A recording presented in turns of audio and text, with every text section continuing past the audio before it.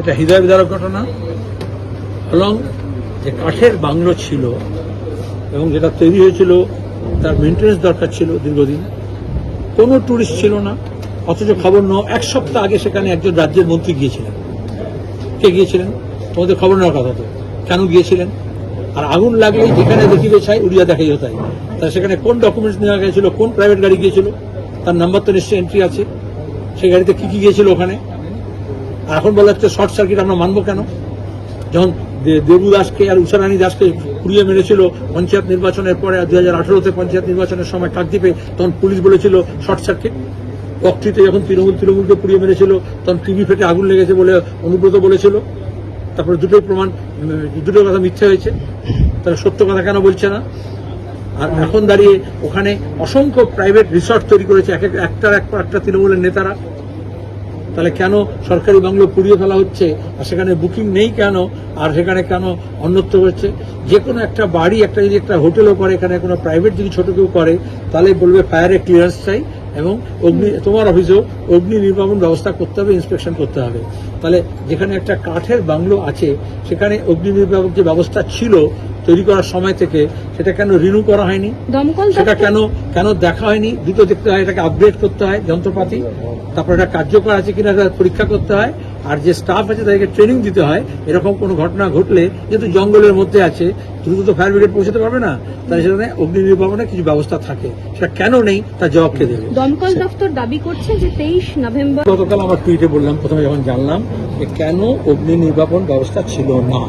আর দুই, কেউ কেউ এরকম হয় ট্রোল ব্রিগেড তৃণমূলের, আপনারা তো সবাই ছিল, কেন করেননি? আরে থাকে, তাদেরকে আপগ্রেড করতে হয়, মেনটেন্যান্স করতে হয়। তারপর দেখা যায় বালতি আছে, তাতে বালি নেই, তাতে ডাস্টবিন হয়ে গেছে। তা দেখা যায় তাতে এক্সটিংগুইশার আছে কিন্তু তাতে গ্যাস নেই। সেই জন্য দমকল দপ্তর ওটাকে ইন্সপেক্ট করে এবং সেই জন্য ওখানে সব ডেট লেখা থাকে যে পরে কবে ওটা লাস্ট ইন্সপেক্টেড হয়েছে, কবে ওটা আপগ্রেডেড হয়েছে বা সেটাকে মেনটেন হয়েছে।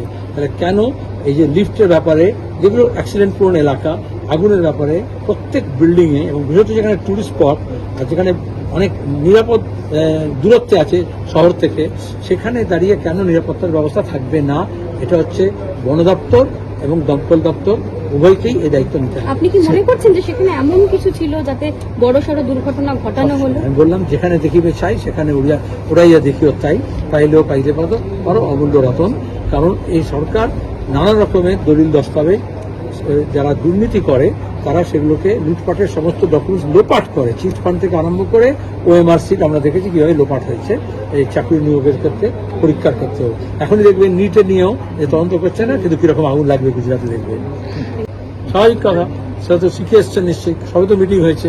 না, লোকে তো ভুলেই গেছিল বিজেপি তাকে এমপি করেছে, তাকে লোকসভা নির্বাচনের সময় বেশি দেখা যায়নি।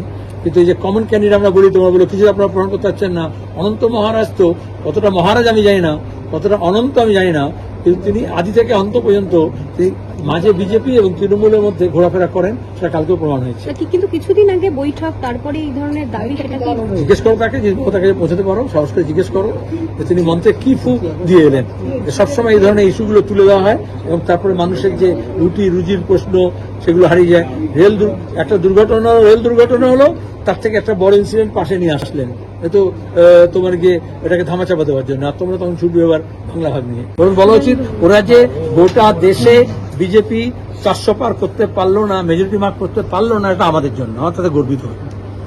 বলুক সাহস থাকলে, অমিত শাহ বলছে, মোহন ভাগবত বলবে, বিজেপি বলবে। কারণ আমরা যখন ইন্ডিয়া ব্লক তৈরি করেছিলাম, মমতা যেরকম সীতারামকে গালাগাল দিচ্ছে, আরএস এরকম সীতারামকে গালাগাল দিয়েছিল যে কেন এটা করা হলো, বারাবাতে ছাই হলো।